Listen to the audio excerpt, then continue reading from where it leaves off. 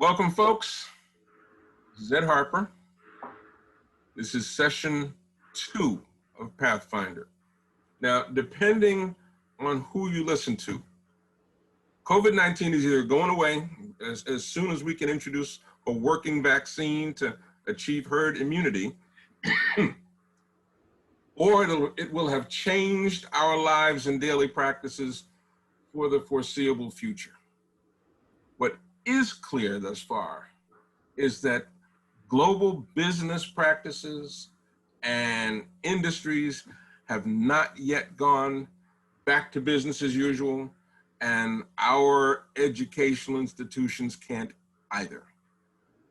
So, as I mentioned previously, during the first session, we've been looking for, in Pathfinder, we've been looking for answers and leadership from within our schools. That's the concept of Pathfinder. All right, we're not interested in the high-priced, extremely polished speakers. What we're looking for are the folks that come from your schools, that have worked on these solutions that we're providing, that are sharing the strategies that they've worked out within the schools. This next session is an excellent example of exactly that, okay? This session is sponsored by preplearn.io, enabling us to accelerate the assessment of educational tools needed for distance learners in an online or hybrid learning environment. Now, opening the session, our primary speaker is one of the newest members of the NCCET Board of Directors. She's the Associate Vice Chancellor of Workforce and Economic Development from Metropolitan Community College, Dr. Alicia R. Dickens. Later on in the program, she's going to be joined by the sponsor of this session, the CEO of Zelaton, Dr. Baz Abilainen. Now, let me remind you, okay? You guys can submit questions at any point in time simply by using the question and answer window at the bottom of your screen, or you can use the chat window. There's really no appreciable difference in using them in this forum, okay? You can submit those questions at any point in time. We're gonna save time at the end of the session, and this is a 1-hour session. We'll save some time to make sure your questions are answered, okay?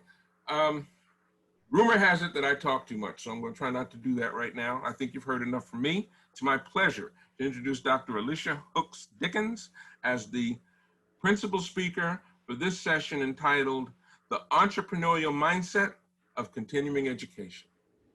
Alicia?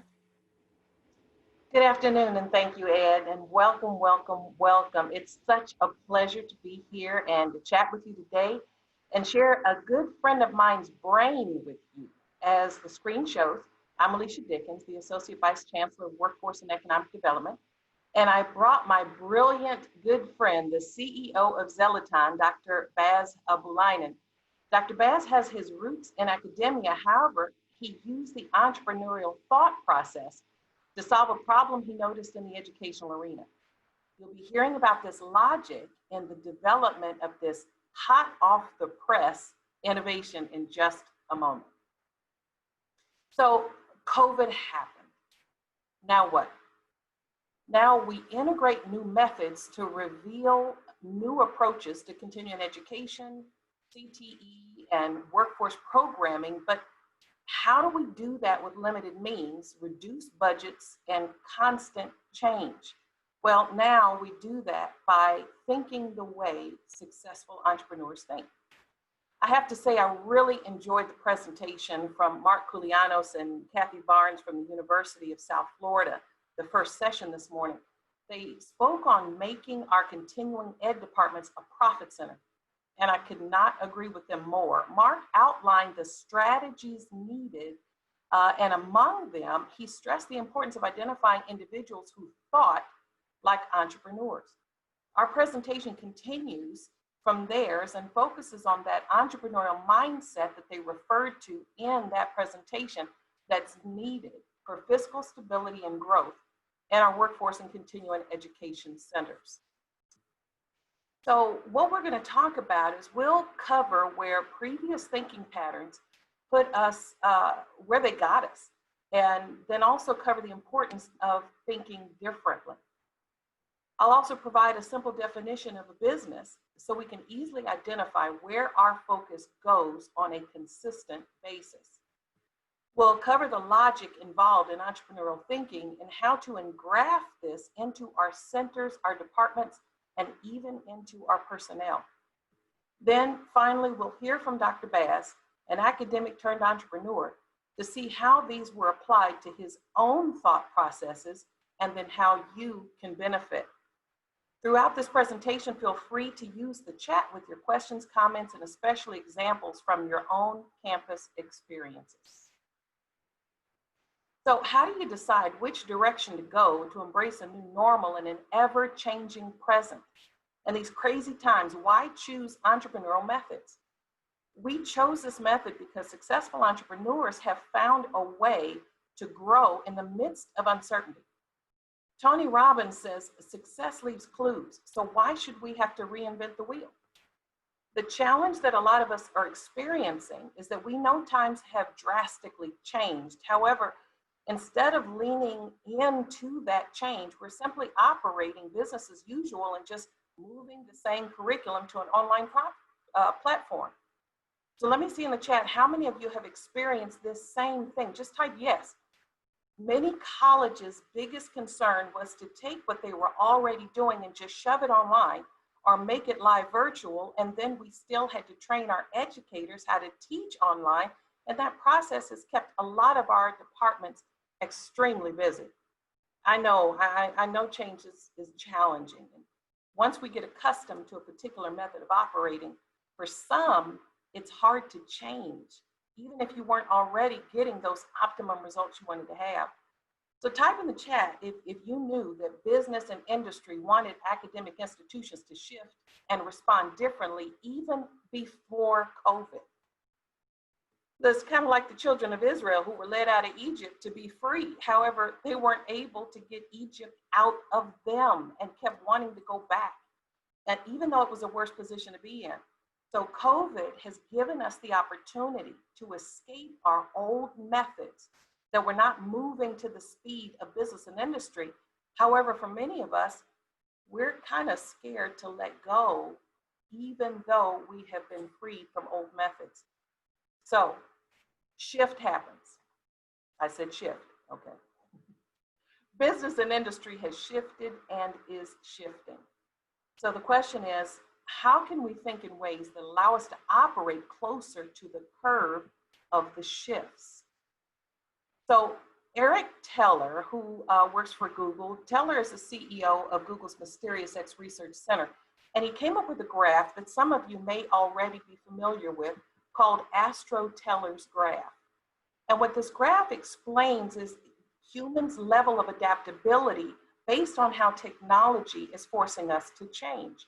So at certain points, we were already at static stability where we kind of shifted when things shifted. But then it came to where technology was just a little bit more destabilizing us, but we still kept up. But now with COVID and technology shifts, we're in a constant state of destabilization. You can put an amen in the chat if that's how you're feeling right now. So the world has changed in ways that now require everyone to think like an entrepreneur. We really don't have a choice at this point. Individuals who can think and flex like successful entrepreneurs are a necessity in our departments because they are able to navigate more easily through times of uncertainties. They simply ask a different question. Instead of closing a class with low enrollment during COVID, in what ways are we thinking of joining our digital platforms with others, using holograms and virtual reality in courses, not normally embracing that level of technology to support our fiscal stability? Not just, we can't do it because of COVID. So feel free to add in the chat new ways that you've implemented.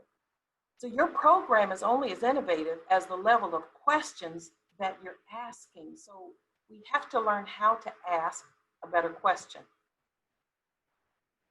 So people have been exposed to COVID. However, academic programs' lack of real-time market relevancy and immediacy in adjusting to the situation has actually exposed us as well. So as we take a look at our current reality, for some, we're lowering the skill level and expecting the same level of competency demand, which creates anxiety for some when we're moving these platforms onto a digital or virtual level. For others, if we're not challenging the student as much as we need to while we're simply shifting this curriculum, it can end up creating a lower level of engagement or boredom. Everyone does not learn the same way. How do we reach optimal engagement for most learners, if not all? While we're moving things online, are we taking into account how to best support the various learning styles of our learners? Are we thinking about the needs of our businesses? How can we identify a learner's acumen for online virtual learning? How do we identify what type of supports that they need to be successful in this new learning environment? How can we shift to optimize this opportunity and gain competency mastery? What is the new normal for our operations and method of thinking or logic? This new way of thinking or logic must be able to master the complex and competing issues surrounding the survivability of our own departments and colleges, as well as ministering to the needs of faster paced business and industry needs. Issues like how do we infuse accelerated processes to meet the needs of business and industry? How are we addressing remote assets management to get the most out of everyone who's working on this team? Online monitoring of educational processes, identifying different values in our delivery models, and innovating in our work-based strategies, not just simply limiting ourselves to one or two. How do we assess and identify the acumen for our student learners or participants and the specific supports they need for mastering competencies on these new platforms that we're having to offer learning on? So in other words, how do we pivot so that we can continue to launch programs successfully that not only address business and industry needs, but that maximize the experience and the outcomes for learners while meeting our own needs for financial sustainability? This is the environment successful entrepreneurs have learned to operate in. There exists a systematic process used by outlier entrepreneurs which exists to address growth in the midst of market uncertainties just like this, resulting in leveraging the momentum of a downward cycle to thrust us into a new upward trajectory. So we know it's not the strongest species that survive or the most intelligent or the ones with the most degrees, but it's those who are most responsive to change. So let's dive in. I promised to give you the definition of a business that was simple enough that it could change our focus. So now that we know we cannot think of our departments in the same ways and still remain fiscally sustainable, let's begin to define how we see our departments. So business can be simplified to three main components we can focus on as we strategize and ask ourselves a different question. The first is that a business solves a problem. So what problem are we solving ends up being the most difficult for continuing education in workforce centers, simply because we tend to think a bit different from our customers. We believe that we should be solving one problem when business and industry, as well as communities, would like us to solve a different problem. In the end, most of our customers either give in to our rigid format of what we believe is the problem to be solved, and they just try to adjust for the differences, or they'll create their own solutions, which then magnify the irrelevance of a community college or program that is not identifying and clearly defining the problems our customers need us to solve. I could spend all day simply on obtaining clarity for the problem we are to solve. However, we don't have time in this session to dive deeply into that issue You have my information to follow up if you like. We will, however, spend more time in the systems area as we identify the precepts we can implement for the logic that we can adopt for our thinking. So we'll move deeper into that in just a moment. Third, I've come to learn that some continuing education workforce centers don't calculate the profits as businesses would, resulting in leaving money on the table. Again, that's for another conversation. And Mark and Kathy really dove into the profit side in that first session that we just finished. So in the time we have, we'll focus on the systems aspect of that definition. So 2019 research has identified various strategies businesses use for fiscal stability and growth.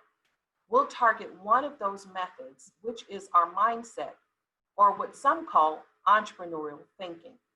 Dr. Sarah Sarsvathi, in her seminal research back in 2001, coined this type of logic as what we now call effectual or effectuation logic. So as we go through the process of identifying these effectual precepts, you'll notice that there's basically 5: bird in the hand, affordable loss, the crazy quilt, the lemonade principle, and then piloting the plane is the 5th. So we'll start with bird in the hand. This implies that entrepreneurs use the means available to them to achieve an imagined end. In other words, what do you already have access to? If we remember from our first session, Mark kept re-emphasizing the college didn't infuse anything extra. We used what we had. Now, this includes who you are, your traits, your tastes, your abilities, the size of institution that you have, the programs within your institution. It can include what you know, your education, training, expertise, experience, the ever-growing knowledge of current and what's coming over the horizon. Who you know, your social and professional networks, who are those subject matter experts within the college, those associated with or tied to the college, your advisory board members. It also will include equipment that you have access to. These are things that you readily have available. So for example, we created a co-op program. We recognize that when you just focus on contract training, that we're not giving businesses fully what they could use in a partnership with the college. So in that, a lot of businesses want to grow, want to shift their operations, and there's not a direct training benefit that we see. So we looked at what do we already have access to? Well, we have a subject matter expert that is a CAD instructor, computer-aided drafting instructor. He's got a class of folks that are learning that whole process. What equipment we had scanners that can scan the interiors of buildings and lay that out into computers. Now you'll know I'm not going to use all the technical knowledge in terms because I don't know CAD, but basically we got the folks within the college that we already had access to, and we took a look to see in what ways can we help the logistics of a large distribution company. Matter of fact, this is the second largest in the nation. You would think that they would have the means and the availability and the access to the software to constantly keep their manufacturing operations up to date. But what we found out is they don't. We cannot make assumptions. So when we approached them and we saw that they were turning around, bending over, lifting up boxes off of one level, twisting and then raising those boxes up over their head to another level, and then we saw that deliveries were made at a different location than where they needed to be. So all of this extra time was taken, their logistics needed to be switched. At that time, it wasn't necessarily a time to bring in a training. So what we did was we got with our subject matter expert, the instructor over CAD, we got those CAD students, and they came on board and partnered with this company to scan the interior and then redesign logistics for increased efficiency. Now imagine that, you may not know, but most consultants who do that level of engagement will cost anywhere from about $150,000 an hour. So with this partnership, and they literally laid out phases as they participated in making this process more efficient, saving money, saving time, reducing injuries, improving their bottom line. You got to ask yourself a question. Do you think they would pay for this? Well, yeah, certainly, definitely. Could the college benefit financially off of thinking outside of the box like this? Yes, definitely, absolutely. Do you think that the students benefited in this process of learning how to do this, not as interns, but literally as subcontractors almost? Yes, definitely. Do you think that we could have done the same process in hands-on training by engaging some of their departmental staff in this? Yes, definitely. On and on and on how this can help with financial stability while we're also assisting businesses with their business growth. So tap in your chat. Have you used your current resources in creative and unusual ways? If so, add that to the chat. So to get a little bit deeper on this first, the bird in the hand, and the difference with the different types of thinking that we're referring to, we'll start first with effectual reasoning. So you'll see that effectual reasoning begins with identifying what we already have or possess, our means. That includes equipment, talent, space, community relationships. Then it identifies all of the different ends or the outcomes that can come from what you already have. So this is solving a specific problem using systems for a profit. That's what a business does. So how many different outcomes can we produce given the current means that we already have access to? Causal reasoning, on the other hand, which is what we're normally taught in educational institutions, not good, bad, or ugly, because it has a reason and a purpose, but causal reasoning takes a look at what are our goals, and then what do we have to go out and obtain? What are those means that we have to obtain in order to accomplish those goals? But a lot of times we believe we can't fiscally sustain or grow our departments unless we have those means. So the thinking is just a little bit different. We'll put programs on hold because we're not able to obtain the means that we normally use, or instructors the way we normally would, and so forth. Are you seeing the difference? One states how many problems can we solve given what we currently have. The other states, what do we believe we should be doing? Then let's go obtain the resources, and that's only if it's possible, to get those goals accomplished. Now, are you starting to see why causal reasoning experiences challenges when we go into market uncertainty or using that mindset in the midst of COVID? So the next is affordable loss. Causal models focus on maximizing returns by selecting optimal strategies. So the entrepreneur will calculate upfront what they need to start a new venture and then spend all this time and energy raising that money. Does that sound a bit like academia? We figure out what we want to go and try to find the grants and all of this other. Whereas the effectuator, or those who are thinking entrepreneurially, will estimate the downside of what they're willing to lose. They make decisions based on the factors within their control or their means. Causal makes strategies, including items outside of their control. The concept is that the effectuator is thrifty, and at every stage they're asking, where do I stand? How can I use what I have and what I know and who I know to get me to the next stage? What can I afford to lose along the way? While calculating affordable loss may seem possible, it requires that we have a clear understanding of our financial condition, the psychological estimate of how much we're willing and able to commit, and even relationships. I know most of you have no problem with your faculty and staff shifting and changing new markets. However, some schools do have challenges when change comes on board. The next is called the crazy quilt. So how many of you work with advisory boards? If you do, put that in the chat. Now, add to that, how many of those advisory boards and committees that you interact with, do you give them the responsibility, and do they actually bring in new revenue? Put I do or yes in the chat. What about they bring you new contracts, new partnerships? donated and sponsored equipment, new innovations, new technology. Add what your advisory boards have been adding to you in this process. Now, you can't just bring anybody to the table. Some things to consider is, what will this partner bring to our department? Will they fit? Not just creating an advisory board because we're told to. How many nascent entrepreneurs are on your advisory board? How many portfolio entrepreneurs? How many investors? How many, along with the business and industry members, that you have at your advisory table?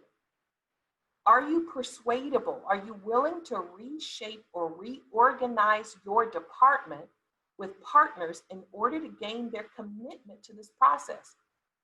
What are you reluctant to do and why? This is the same strategy that you heard in the first presentation, that we have to reorganize. We have to take another look at this. In the process of bringing a partner on board, when do you need persuasion and when do you need negotiation? What partners would you like to see yourself with to help you succeed, and why? Put that in the chat, who your favorite partner would be. Based on what needs to occur in your department, who specifically would be in state and who out of state or out of the country? Who would you partner with for new innovations or for delivery, for content, for sponsorship? Write it down. You're building your process even now on this call. Begin to make this list. The next is the lemonade principle. This third principle refers to the leader's ability to leverage contingencies. The effectuator leader, when faced with unexpected events, sees opportunities where others see distraction or even catastrophe.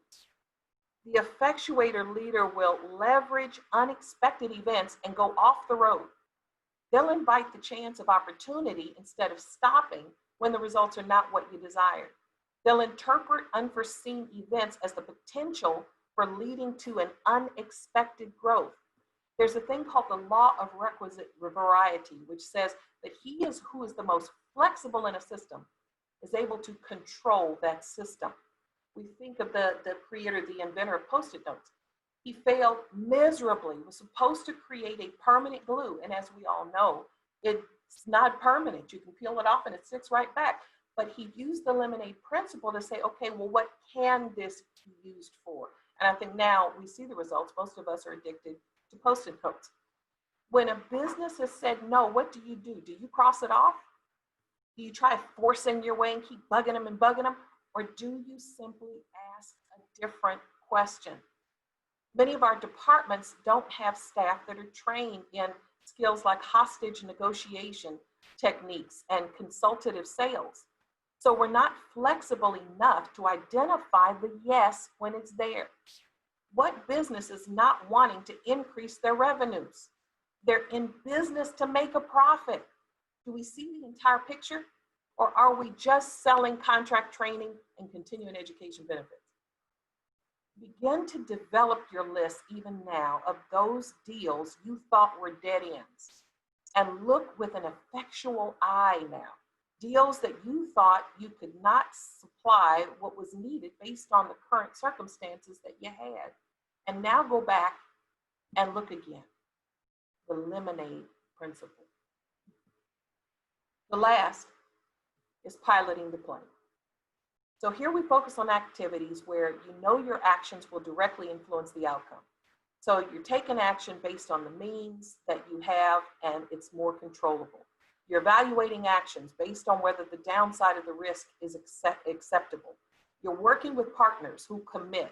You're being flexible. That gives you more control in an uncertain environment than sticking to a predefined plan. So I could go on and on and on about other examples and things that we have brought together that's totally outside the box. We're doing micro-credentialing during bus rides. We're partnering with new companies to bring their expertise to the table that cuts down our risks and increases our rewards, our margins. The companies like the Space Foundation that we partnered with that has an online platform, so no matter where you are around the globe, you're able physically to dial into a system and control robotics. This list could go on, and I know you can add to the chat more ideas that you have. So when we apply these 5 precepts to our way of thinking, our departmental processes and procedures, our departments will begin to yield sustainable fiscal results, even during COVID and other market uncertainties. Manufacturing companies have a huge need for hands-on training. So how do we support the process that's best for the learners? How do we flex to have a level of foresight and predictability in trainings, which creates stability and growth in business and industry also? What supports need to be in place that even the employee learner was not aware of? Use the 5 precepts of entrepreneurial thinking to ask a better question. What do I already have access to? What am I willing to invest? Time, resources, etc. Who needs to be at the table, locally or nationally? This didn't work for what I thought, but who would it work for? How can it work? Then manage what works. Now, let's hear the process from the perspective of an academic turned entrepreneur. The CEO of Zeloton, who will walk us through his thought processes as it pertains to one of his latest products, which directly impact education, even in the midst of COVID. Dr. Bass? Thank you so much, Dr. Dickens. I really appreciate the generous introduction, and I am honored and privileged to be here with you today. Let me share with my screen. Can you hear me okay? Yes.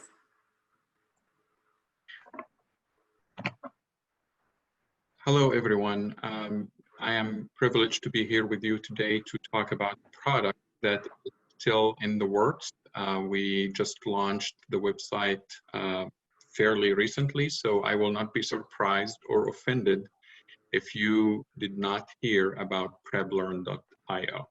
Let me start off by giving a brief introduction about myself. My name is Baz Abouanain. I have been in higher education for the past 15 years of my life, and for the past 25 I have been an avid technologist. I have worked in for-profit organizations as well as for higher education. When I stepped into higher education, I thought it was going to be a 2-3 year endeavor, and then I will move on to something else.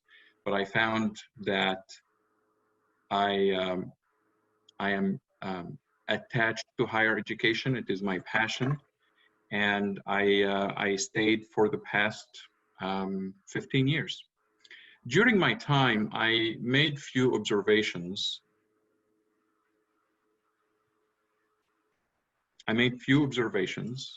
One of which was that academic institutions adapt technology as needed. It depends on their needs, and when they do, they don't necessarily have the technical expertise in-house, so they rely on vendors to tell them what to implement, how to implement it, with little or lack of knowledge about the student population, without the institution's policies, and so on and so forth. So that's an observation that I made over the time that I have been in higher education. I also have 3 daughters, 3 years apart, in different academic levels, and COVID has disrupted the way that we are looking at online education. And it is my observation that when COVID hit, most academic institutions, whether it is community colleges or universities, competed to find what technology resources do they need to be able to continue their services and offer the education that they have been offering for their students. So they started conversations with vendors. They started putting together groups, focus groups, to determine what is needed and how they can improve their online services. And they did not really ask the question, do the students have the resources that they need and the technical skills and the life skills to be successful online? And this is really the merit of this conversation, and this is why I am here to share with you PrebLearn.io. So Dr. Dickens talked about the innovation, the entrepreneurial mindset, and the principles of effectuations. So if you give me a few minutes, I will go over that and tell you how that relates to PrepLearn. She spoke first about bird in hand. Again, we have extensive knowledge in higher education, and I have been in higher education for the past 15 years.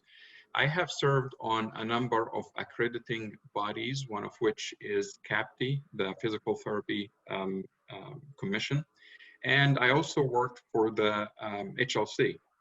And I have visited many institutions and developed an extensive network of educators as well as technologists across the country. And it has been no secret that COVID-19 has disrupted education.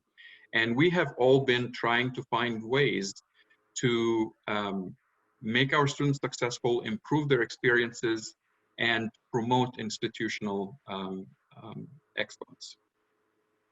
So among the discussion groups and among the top talents and executive meetings that I have been to and what we have shared, we know a lot. And we are trying to put all that knowledge in one platform that will help your institution determine if your students are ready to take online courses or not. As we all know, students are coming now to education after perhaps losing their jobs or perhaps making a decision to change their path in life. So it is perhaps not a natural skill for some of them to take an online course. They were expecting to sit in a brick and mortar institution, listen to an instructor, ask face-to-face question, and now COVID hit, and they are finding themselves sitting at home behind a screen. And how can we help them do that? The Lemonade. We developed a lot of prototypes. Before I will share with you at the end of this presentation some screenshots. And we solicited feedback from many academicians, and they guided our prototyping process. And we have developed this internal control to have rapid prototyping development. So we were able to change quickly based on the input and the feedback that we are getting from these institutions, to the extent that we have developed the platform that we have today based on their input and their feedback. And the third principle is the crazy quote. Who are the stakeholders that will be interested in this? We already have talked to some of them, and they went really excited about the potential that this tool can help their students be successful online. They have tested it with some of their students. We have not been able to establish the correlation yet, but we are working on that. So there's going to be a 3-phase pilot, rigorous statistical testing that will take place with some of the adopting institutions that will sign up with us. And as an introductory price for that, it is offered at a very introductory price. It is not the full price that will be offered when the product fully goes with that assessment statistically proven. We value the exercises that had been going through the development effort, and we feel comfortable about the feedback and the ecosystem that we all received from the executives and the experts in the field while we were developing this platform.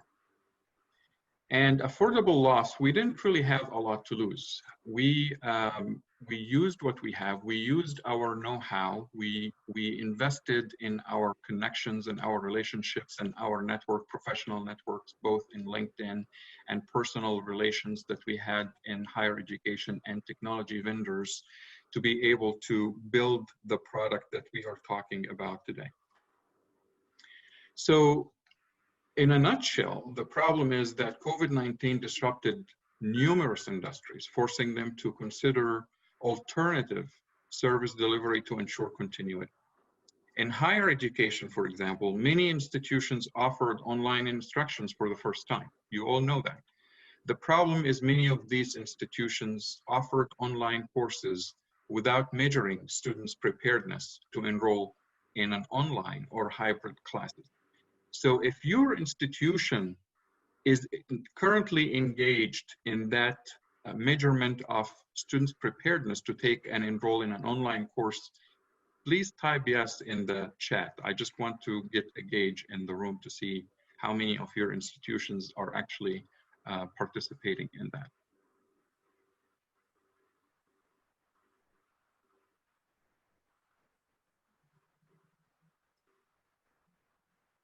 There's a few, okay. So the consequences are social and cultural for the institution. Obviously, there is going to be students challenging, and they're going to develop new policies that did not exist in the past to ensure that students is successful online. They're going to have to consider some cognitive skills that they did not base their policies and their practices on in the past. And they're going to develop a new institutional culture because, as you all know, some institutions actually were opposed to online courses, and some faculty members and instructors did not get the necessary training to teach in these settings. So now institutions are rushing to offer their instructors and their facilitators with the proper training to offer these online courses. So it's changing the institutional culture. And again, the educational architecture. We are not only talking about offering or taking a copy of a course that is being taught on the ground to be put online. They went into changing the architecture of their courses and to ensure that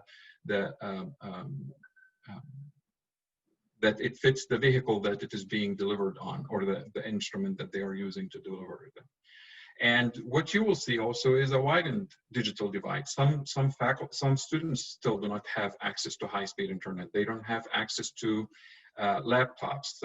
So in the world of COVID, are they going to be able to access library, to be able to show, do homework and participate in the classroom? So all that is into consideration and presented part of the problem.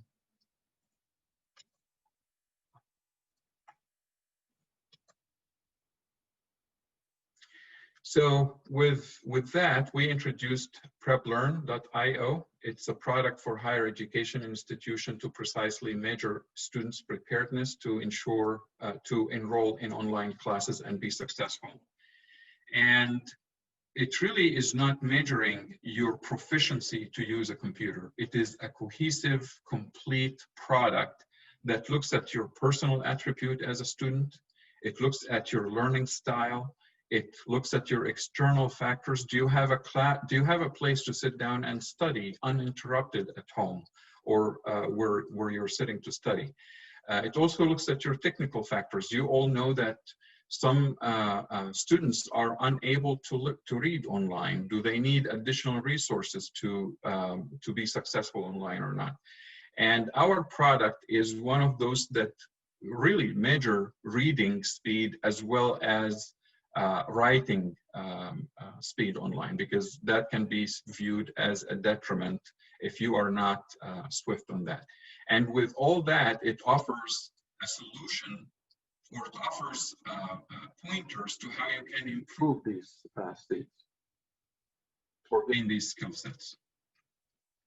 So we went through the launch stage, and this is where we are at now. We launched almost a month ago. We're looking for institutions to partner with us and offer it for their students as we continue to develop, and obviously they will be part of a driving force, piloting the plane, as Dr. Dickens mentioned earlier. We are not going to drive this product in a silo away from your institution, so you will have a voice if you sign up. We will create a user group for our product, and your voice and recommendation will be implemented as we move forward. The growth stage, after we feel that the pilot or the launch stage has been completed and we develop these correlational studies that we are currently working on and working with institutions to deploy API and integrate it with their student information systems and the learning management system, and we can actually see that correlation, we're going to expand our growth and invite more institutions. And then the maturity stage, and this is where we really rely on that user group when you are working with our product to give us guidance. So it is going to act like a publicly traded company, but it is really not. Your feedback and your guidance is going to guide our maturity as we continue in this process. Our product, we believe that it is very user-friendly. It is very easy to implement. It takes 1 week to implement it in any institution, regardless of what your learning management system is and what your student information system is. We have qualified staff and we will work with you on that. We also pride ourselves that we are offering it for institutions at a very low cost. So given the uncertain times that we live in, we know that budgets are tight, so we consciously decided that we offer this product at half the price for the institutions that adopt it first, and we will work with NCCET to offer the link to be able to subscribe to our service. And then we will be able to show you measurable outcomes for your students and how it correlates to their success online. So why should you or should your institution subscribe today? It's very easy to implement. It's not going to take any effort on your behalf. I think the timing where we are, where academic institutions are now turning to online education as the only way to offer and continue instructions, I think the need for it now is very critical, and it is a very immediate need that all institutions need to address. And to ensure the success of their student and their good experience online, it is crucial to measure their preparedness to take an online course. And this is what PrepLearn helped them with. Again, our product is very easy to integrate with existing student information system, whether it is Blackboard or Canvas or student information system, sorry, like Colleague or Banner, or if it is Blackboard or Canvas. Strong scalability. It really doesn't matter if you're an institution of 2,000 students or 50,000 students, you get a subscription for your entire campus and the cost does not change, and we will continue to help and support you. We have 24/7 support. So if you have a question or if you need technical help implementing this assessment or any other assessment, actually our platform is so scalable that you can design your own assessment if you decide to do so internally in your institution. And if you decide to subscribe now to our service, you will get a substantial lifelong discount. As you all know, software prices increase incrementally year after year. If you decide to subscribe today, your price will not increase and it will be locked at the price that is offered today.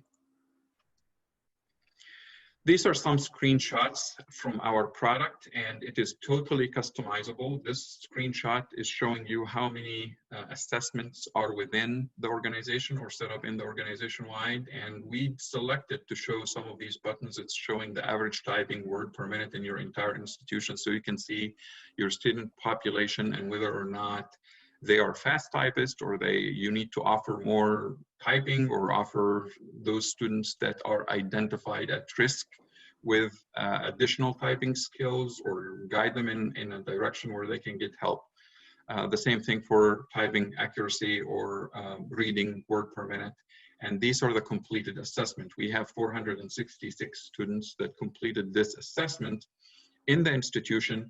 And by clicking on that button, you will be able to go through the list of students that completed it, and you will be able to identify who is at risk and who is not. And this is the assessment summary. This is what a student and an instructor will see, or an administrator if they're looking at this, so that they can see the life factors and other factors that might be impacting their success online.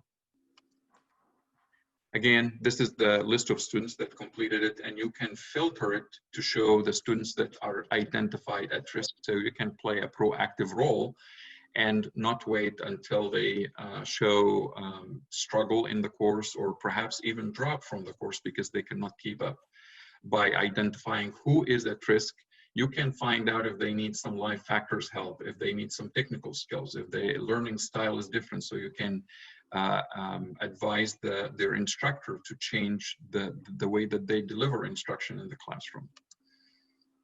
And this is the report for the at-risk report. Again, I don't want to take much of your time, and I really truly appreciate standing between or in front of you today. And this is my contact information. And if you go to the website preplearn.io, you will be able to get more information, and I am happy to connect with all of you. Thank you so much. And I'll turn it back to you. Okay. All right. Now, I think there's still gathering themselves to understand what's been provided.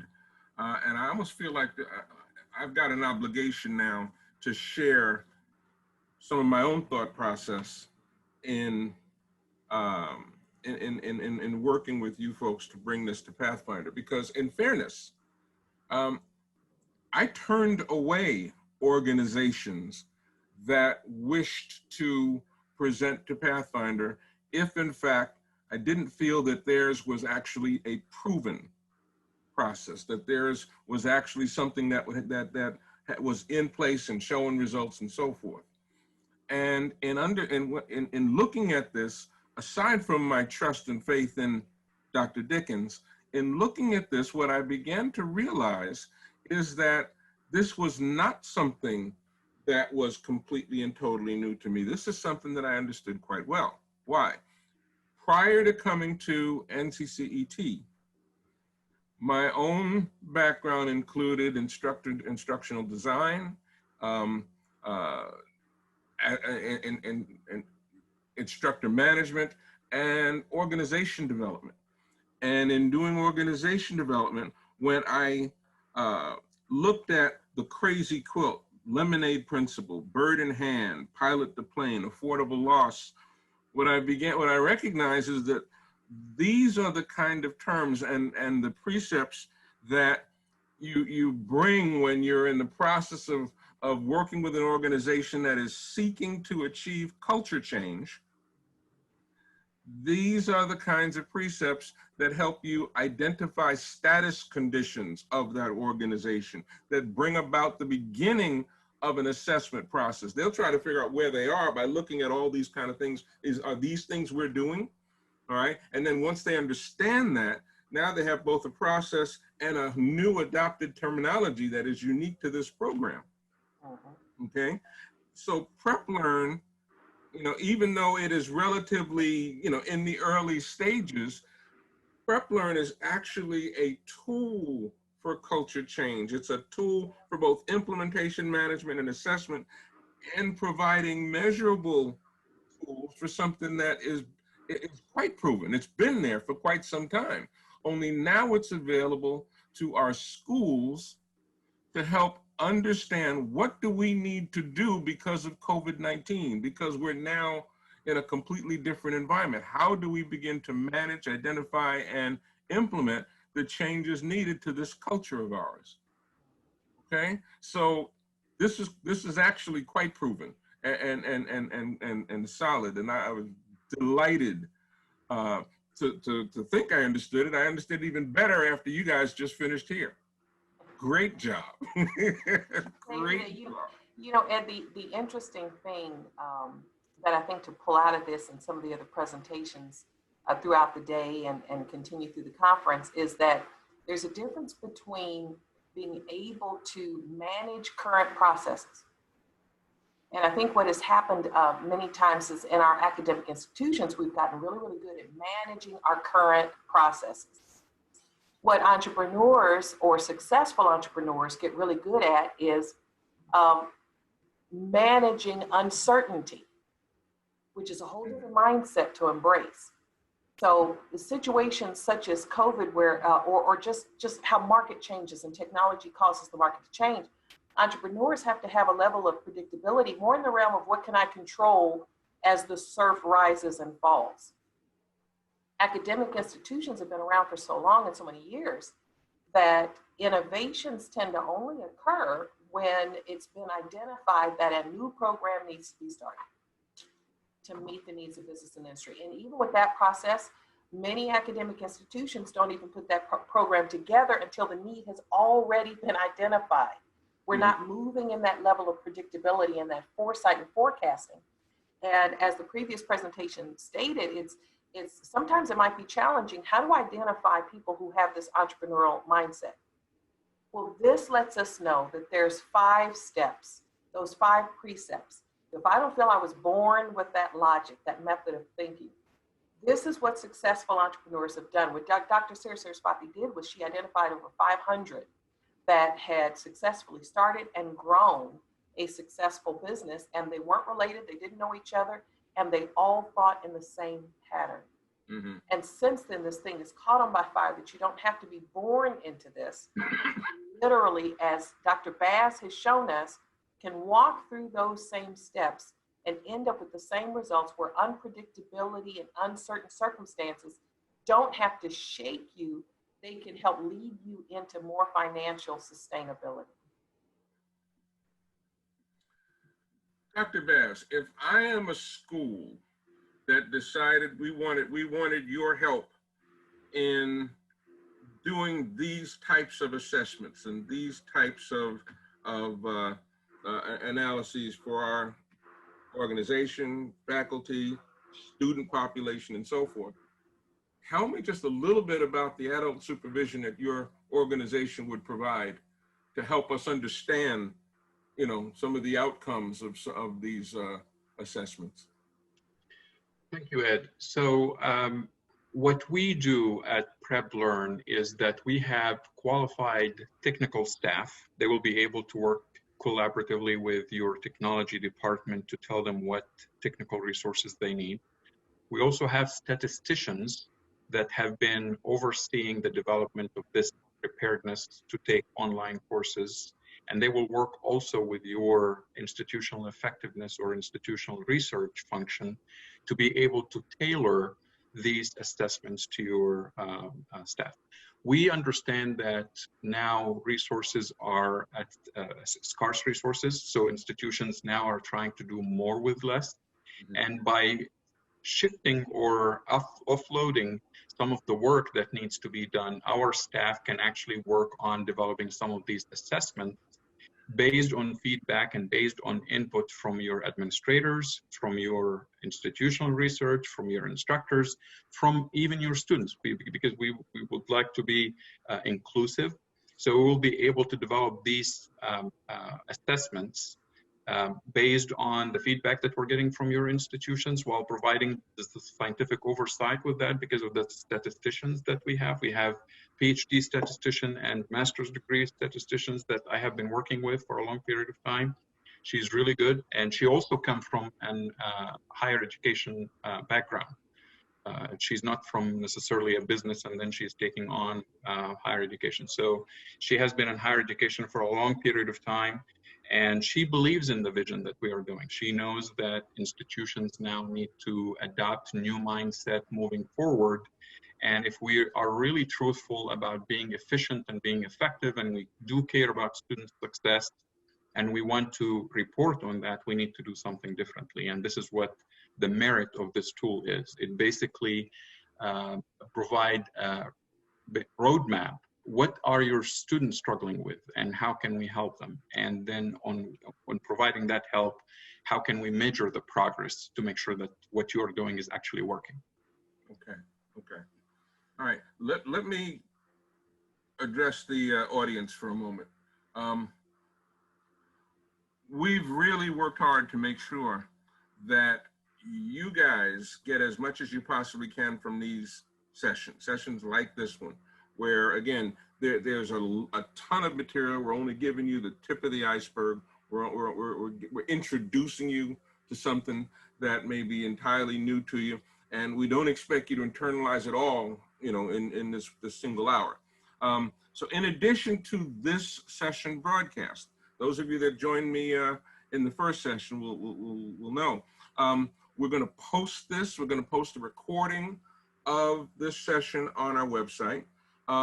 And there will be a downloadable playbook, all right, that provides kind of a brief outline or description, so that if you want to share something with another colleague that wasn't here, you'd have something to talk about. But most important will be the contact information, so that if you wanted to follow up, all right, either with Dr. Dickens, with Dr. Baz, or with both of them, you'll have the ability to do that, all right? And again, know that NCCET is committed to be in place to helping you as well, okay? So there's a ton of information here. There's a ton of information that's available and lots of help.